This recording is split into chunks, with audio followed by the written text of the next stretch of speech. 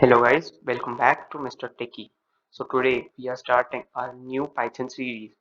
Here in the first video, we will discuss about what Python is, when was it created, what do you need to learn Python, and some of the features of Python and why is it in such a high demand.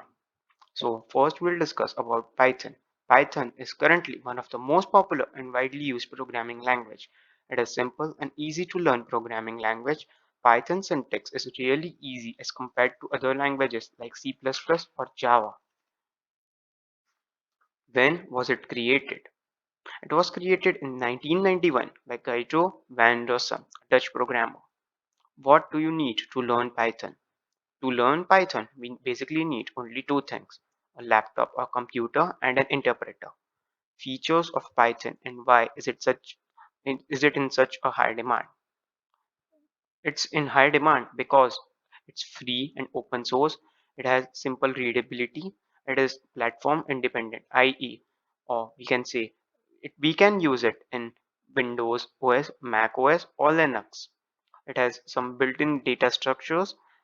Also, it supports object-oriented programming. Now, let us discuss. You can take a screenshot if you want this notes. Thank you for watching. Bye bye.